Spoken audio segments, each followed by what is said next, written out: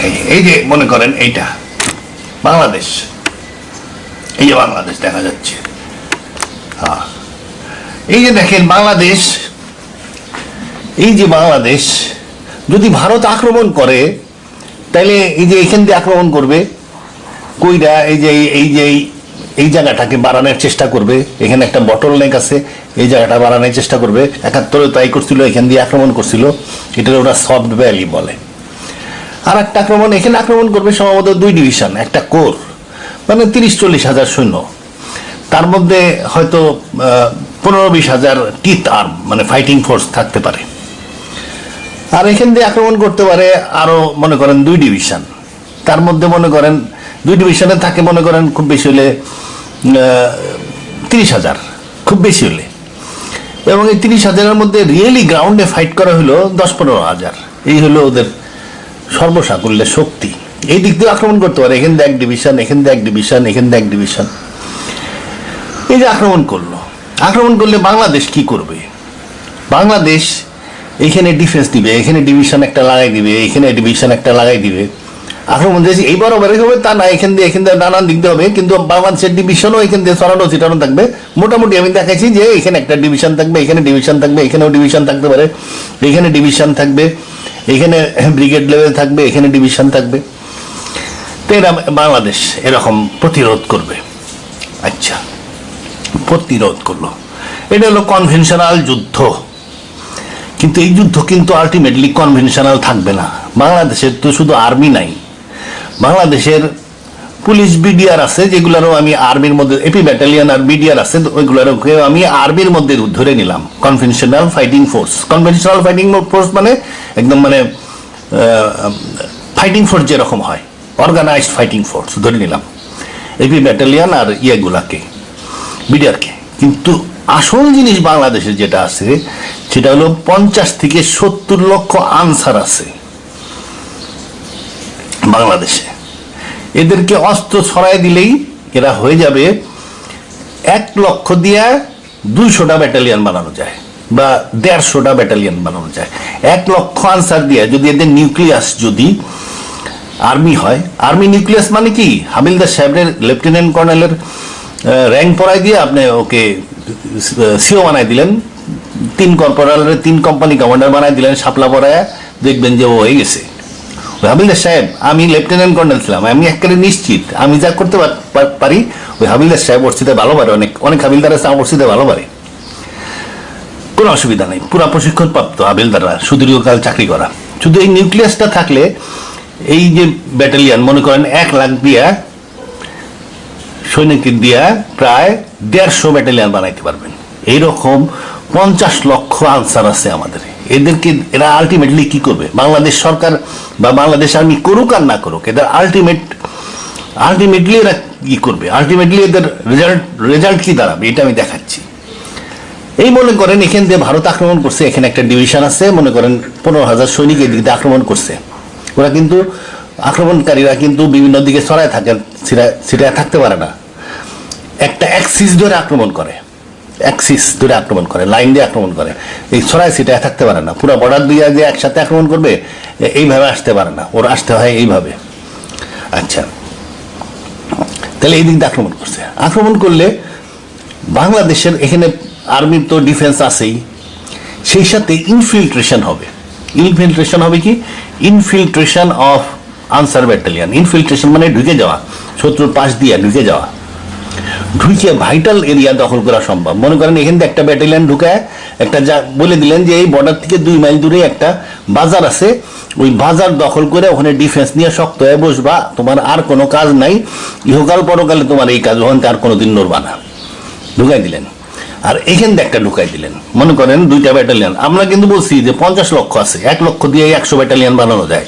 তুই 100 ব্যাটালিয়নের মধ্যে দিয়ে মনে করেন এখান থেকে 1 লক্ষ মার্চ করবে, তার মধ্যে তাদের 1 লক্ষের হবে প্রায় 200 ব্যাটালিয়ন মনে করেন। তার 2টাকে আপনি এইখান দিয়ে একটা ঢুকাবেন, এখান দিয়ে একটা ঢুকাবেন। আমি দেখাচ্ছি জিনিসটা। এই যে মনে করেন 2টা ঢুকাই দিচ্ছেন, এখানে মনে করেন 1000 আনসার আছে, সিভিলিয়ান আছে, ইটিসি আছে, ইটিসি না কি বলে আজকাল, আচ্ছা, ওই যে ইউনিভার্সিটিতে যে ট্রেনিং নেয় এখানেও আছে 1000 এই যে 2000 ঢুকছে, এই ডিভিশনের কিন্তু নড়াচড়া একটু কষ্ট হয়ে যাবে। একে ঢুকিয়া এই একদিনের মধ্যে সে মনে করেন এখানে একটা বাজার দখল করে একটা প্রতিরক্ষা নিতে বলছেন গোল হইয়া। এরাও বলছেন যে তুমি ওই শহরের ওই ব্রিজের ওখানে যায় প্রতিরক্ষা নিবা গোল হইয়া, একটা ভাইটাল এরিয়া দখল করতে বলছেন। এইটা কাজ করে দিবে, কারণ এখানে তার সামনে তো শত্রু নাই, সে ফট করে ঢুকে যাবে এবং একদিনের মধ্যে সে এই 2 জায়গা দখল করে ফেলবে। এই একদিন পরেই ছাড়তে হবে নেক্সট 2টা ব্যাটালিয়ান, ইনফিল্ট্রেশন অ্যান্ড ক্যাপচার। এটা ব্লিস্টার সিস্টেমে আগায় যাবে। দেখবেন যে আগায় গেছে, আরো 2টা ব্যাটালিয়ান ঢুকাই দিয়েছেন, এর উপর দিয়ে রোলিং করে সে চলে গেছে, এখানে দখল করে ফেলছে 2টা জায়গা। মনে করেন একটা জায়গা দেখাই দিয়েছেন পাহাড়, আর একটা জায়গায় দেখাই দিচ্ছেন এই পাশে একটা জায়গায় দেখাই দিচ্ছেন স্কুল, এবং স্কুলের আশেপাশের এলাকা যেখানে রাস্তাঘাট এসে মিলছে ভাইটাল এরিয়া দখল। তারপরেই দেখবেন আরো একটা ব্যাটালিয়ান ঢুকাইলেন, মানে আপনি একদিন পর পর ইনফিল্ট্রেশন করতেছেন এবং এই ইনফিল্ট্রেশন চলতে থাকবে। তারপরে আরো ইনফিল্ট্রেশন করতে দেখবেন আপনি চীনে চলে গেছেন। এই যে এখানে কিন্তু কি আছে, আনসার ব্যাটালিয়ান ঢুকে গেছে কতগুলা, প্রায় মনে করেন 3 লাখ। এদের কতগুলা ব্যাটালিয়ান আছে, 300 ব্যাটালিয়ান এখানে ঢুকে গেছে, একদম চায়না বর্ডার পর্যন্ত চলে গেছে। চায়না বর্ডারে গেলেই কিন্তু খুব সুবিধা, অস্ত্র শস্ত্র আসতে পারবে চায়না থেকে। আচ্ছা, তা আর মেইন আর্মি কিন্তু এখানেই আছে এবং এরা কিন্তু এদেরকে সাপোর্ট দিচ্ছে, বেজ হলো এটা। আচ্ছা, এ যদি একে হারায় দেয়, একে হারাই দিলেও এ ডাইনে বাই আইসা এই বর্ডারের কাছ দিয়ে থাকবে, এ চলে যাক ভিতরে, কোনো অসুবিধা নেই। আইসা রাজেন্দ্রপুর জঙ্গল আইসা পড়বে, আর জঙ্গল আইসা পড়লে অন্য গরিলা বাহিনী, বাংলাদেশের অন্য ছোট ছোট গরিলা বাহিনী এরা শেষ করে দিবে। আচ্ছা, এইরকম আপনি এই দিক দিয়ে ঢুকাই দিলেন। আপনি যদি যে এখানে 14 কিলোমিটারের একটা আছে, বটলনেক আছে, এটা দখল করা মুশকিল, এই জায়গাটা অনেকটা ক্লিয়ার না, কিন্তু এই জায়গাটা কিন্তু পাহাড়ি এলাকায় এই পদাতিক ব্যাটালিয়ানগুলা, কি বলেন নাম, আনসার ব্যাটালিয়ানগুলা পাহাড়ি এলাকা দখল করতে পারবে সহজে। কারণ কি, পাহাড়গুলো হলো গাছপালা দিয়ে ঢাকা, এই জন্য এয়ারফোর্সের পাইলটরা এদেরকে দেখতে পারবে না, আকাশ থেকে এদেরকে দেখা যাবে না, গাছের নিচ দিয়ে চলে যাবে, মনে করেন মাইলের পর মাইল চলে যাচ্ছে। আর পাহাড়ি এলাকায় ট্যাঙ্কও চলে না। তাহলে কি পাহাড়ি এলাকায় ফাইটিংটা কেমন হয়, হ্যান্ড টু হ্যান্ড ফাইট হয়, সৈনিক টু সৈনিক। এবং এখান থেকে আপনি যদি 3 লাখ ঢুকাই দেন, একদম পূর্বাচল পর্যন্ত, চায়না বর্ডার পর্যন্ত চলে যাবে এরা 1 মাস 2 মাসের মধ্যে। এদিকে দেখবেন বটলনেক এখান দিয়ে দখল করতে না পারলে, এই যে প্রথম সিং, এই প্রথম সিং এর কাছ দিয়ে 14 কিলোমিটার, এখান দিয়ে দখল করতে না পারলেও এখান দিয়ে ঢুকাই দিলে দেখবেন যে পুরাটাই দখল হয়ে গেছে। এরকম ইনফিল্ট্রেশন অ্যান্ড অ্যাডভান্স, এটা কইরা এই যে এখান দিয়ে ত্রিপুরা দিয়ে ঢুকে আপনি চলে যেতে পারেন এই পর্যন্ত। তারপরে মনে করেন এই যে এখান দিয়ে সিলেট দিয়ে ঢুকে আপনি এই পর্যন্ত চলে যেতে পারেন, একদম এই যে ডিমাপুরের পর্যন্ত। আচ্ছা, এই যে ইনফিল্ট্রেশনের মাধ্যমে ক্যাপচার করতেছেন, কোন এলাকা করতেছেন, আসাম করতেছেন, আর মেঘালয় হলো মেঘের বাড়ি, ওখানে কোনো মানুষজন থাকে না, ওটা ওই বাংলাদেশ আর কি। আসামও এককালে বাংলাদেশই ছিল, ওটাও বাংলাদেশ, আসামের লোক বাংলাই কথা বলে। তবে ঝামেলা করা যাবে না, এই যে মিজোরাম, মণিপুর, নাগাল্যান্ড, এদেরকে আক্রমণ না করাই ভালো। এরা এদের মতন থাকে না, নাক বসা খ্রিস্টান মুসলমানদেরকে আক্রমণ করা নিষেধ আছে ইসলাম ধর্মে। তাইলে 2 মাসের মধ্যে 30 লাখের মধ্যে 10 লাখ মানুষ গেরিলা ফাইটার ইনফিল্ট্রেট করা সম্ভব। কারণ এই এলাকাটা পাহাড়ি, এই এলাকাটাতে বিমান বাহিনী কিছু করতে পারবে না, এই এলাকাতে আর্টিলারি কিছু করতে পারবে না, এই এলাকাতে ট্যাঙ্ক বাহিনী কিছু করতে পারবে না। ফাইটিং হবে ভারতীয় army rifleman versus Bangladeshi rifleman to rifleman, এবং আমরা সংখ্যা দ্বারা এদেরকে পরাজিত করে ফেলবো। সংখ্যা কি, আমরা এখানে 10 লাখ ঢুকাই দিব, এখান দিয়ে ইনফিল্ট্রেট করে দিব। ছোট ছোট ব্যাটালিয়ান, মনে করেন 500 লোকের ব্যাটালিয়ান, এক ব্যাটালিয়ান, একটা ব্যাটালিয়ানের উপর দিয়ে আরেকটা ব্যাটালিয়ান রোল করে চলে যাবে। তাহলে এই এলাকাটা পাহাড়ি, অতএব এখানে আমরা আমাদের যে মেইন শক্তি আছে প্রায় 50 লাখ আনসার এবং বিপুল সংখ্যক উৎসাহী ফাইটার, এদের মাধ্যমে এই এলাকায় আমরা অফেন্সিভে যাইতে পারি এবং সাকসেস পাইতে পারি। তবে এই এলাকাটা সম্ভব না, এই এই এই বগুড়া এলাকা এবং যশোর এলাকায়, কারণ এই এলাকাটা শীতকালে ট্যাঙ্কেবল থাকে, ট্যাঙ্ক চলতে পারে। এই এলাকাও শীতকালে ট্যাঙ্ক চলতে পারে।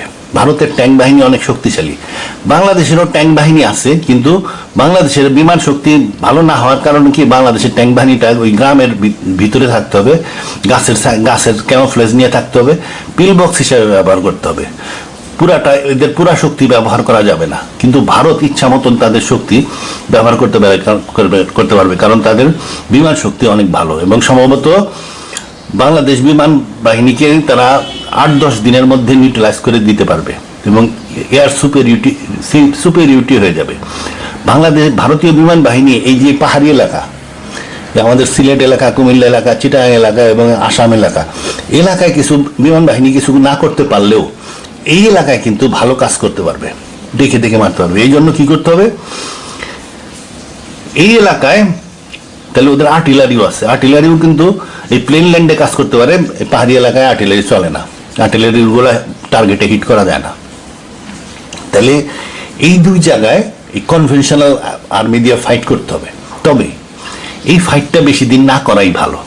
যত বেশি ফাইট করা হবে এখানে তত বেশি সৈন্য ক্ষয় হবে, কারণ ওদের শক্তিশালী এয়ারফোর্স আছে, ট্যাঙ্ক আছে, আর্টিলারি আছে এবং ট্রেন্ড আর্মি আছে। যত বেশি এই এলাকায় এই যে এই ডিভিশন যত বেশি ফাইট করবে তত এদের সৈন্য ক্ষয় অযথা সৈন্য ক্ষয় হবে। এই জন্য যুদ্ধের প্রস্তুতির জন্য যত সময় লাগে এই 14 থেকে 21 দিন ফাইট করে next phase guerrilla warfare phase, guerrilla ফেজে চলে যেতে হবে। গেরিলা ফেজে যায় গেলেও এখানে বেশি দিন আরো ইন্ডিয়া থাকতে পারবে না, এরা গেরিলা ফেজে চলে যাবে খুব বেশি হলে 14 দিন পরে। এবং এখানেও এরকম আনসার ব্যাটালিয়ান, বিভিন্ন ব্যাটালিয়ান এখানেও তখন কাজ করতে থাকবে, যার ফলে এরা বেশি দিন এখানে থাকতে পারবে না। এদেরকে কোনো মতেই এই যমুনা এবং পদ্মা পার হইতে দেওয়া যাবে না। এই ব্রিজের 2টা স্প্যান ভেঙে ফেলতে হবে, দূরবর্তী না, এই পারের স্প্যান না, এই পারের স্প্যান ভাঙলে কিন্তু রিপেয়ার করে ফেলবে। এই পারের স্প্যান ভেঙে দিতে হবে যেন ও আইসা এই স্প্যানকে রিপেয়ার করতে না পারে। এবং যে স্প্যান ভাঙা হবে সেটা আমাদের রাইফেল রেঞ্জের মধ্যে থাকবে। আচ্ছা, এই হলো প্রাকৃতিক কারণে, নেচার মানে ল্যান্ডের কারণে, গ্রাউন্ডের কারণে, এই জায়গাটার কারণে ওরা ভালো ফাইট করতে পারবে এদের ট্যাঙ্ক, এয়ারফোর্স এবং আর্টিলারি দিয়া। কিন্তু এইখানে এই পাহাড়ি এলাকায় এরা ট্যাঙ্ক, এয়ারফোর্স, আর্টিলারি ব্যবহার করতে পারবে না। ওদের সৈনিক ভার্সেস আমাদের সৈনিক, ওদের সৈনিক কারা, ওই মারাঠা রাজপুত থেকে আসছে কয়েক হাজার আর কি, মনে করেন 20-30 হাজার হবে। আর আমাদের কত আছে এখানে, না হলেও 10 লাখ ঢুকাই দেওয়া হবে ইনফিল্ট্রেশন করে। এবং এটা চিরস্থায়ীভাবে আগে যেরকম আদিকাল থেকে যে বাংলাদেশ ছিল আসাম সহ, সেই আদিকালের বাংলা হয়ে যাবে এবং আস্তে আস্তে এরা এখান থেকেও হইতে যাবে। এবং এই যুদ্ধকালীন সময় চায়না যদি বলে ভাই নাগা, মিজো,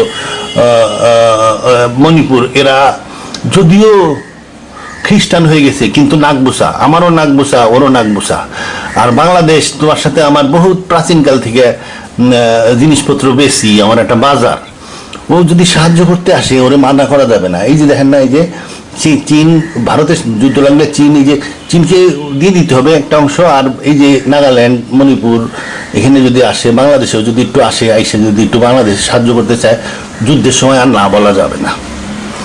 আচ্ছা, তাইলে এখানেও গেরিলা ওয়ারফেয়ার শুরু করে দিতে হবে, গেরিলা ফেজে চলে যেতে হবে। এটা খুব বেশি হলে 14 দিনের বেশি চালানো ঠিক না। কনভেনশনাল ওয়ারে বাংলাদেশের এয়ারফোর্স যতদিন থাকবে ততদিন চালাইতে হবে, এয়ারফোর্স নাই তো কনভেনশনাল যুদ্ধ নাই, switch over to guerrilla warfare,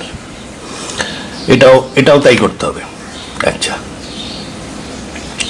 এখানেও আর যে শুধু চায়নাকে আনতে হবে, আমেরিকাকে আনা যাবে না তা না। আমেরিকা যদি আসতে চায়, চায়নারা আসতেছে না, মনে করেন চায়নারা বলে যে বললো যে আমরা পলিটিক্যাল অ্যাফেয়ারে ডিল করি না, তখন আবার এদেরকে তখন বলতে হবে ভাই এরা নাক মোচা হলেও এরা কিন্তু খ্রিস্টান, ভাই তোমরা এখানে এসে খ্রিস্টান বাঁচাও, নাহলে কিন্তু আমরা এই এলাকায় আক্রমণ করে দিব। এটা কিন্তু জনগণ, একটা এলাকার জনগণ যোগ করলে হবে 3-4 লাখ 5 লাখ, ওয়া দখল করে নিয়ে নেওয়া কোনো ব্যাপার না। তবে রাখতে পারে, রাজি আছি যদি আইসা এখান দিয়ে একটু আইসা এখান দিয়ে একটু সাহায্য করো, এখান দিয়ে আমেরিকা এখান নিয়ে আসতে হবে। মোট কথা এই এলাকা ছাড়া যাবে না, আর এদেরকে এই টিভি দিয়ে মেরে ফেলতে হবে, টিভি দিয়ে অ্যারেস্ট করে নিতে হবে। না না না, ওই যে ইয়েতে মেরে ফেলতে হবে না, ওই যে কি করলাম, ওই যে কি যেন আছে আন্তর্জাতিক নিয়ম অনুযায়ী পিডাব্লিউ বানাইতে হবে, জেনেভা কনভেনশন অনুযায়ী। সরি, আচ্ছা তাইলে বাংলাদেশের সাথে যুদ্ধ করতে গেলে কি মুশকিল। আর এই যে তার কাটার বেড়া, এ তো প্রথম দিনে উঠাই ফেলতে হবে, এটাতে আনসার লাগবে না। ওই বর্ডারের জনগণের বলতেই হবে যে তার কাটার বেটা যে যা পারা উঠাই নিয়ে আয়। আর পিলার মিলার ওগুলো সব উঠাই ফেলতে হবে, পিলারও নাই তার কাটার বেড়া নাই, কিসের পিলার কিসের, যেগুলো সব বাংলাদেশ দল করে রাখছে আর কি। এর মধ্যেও বাংলাদেশ মানে এই পর্যন্ত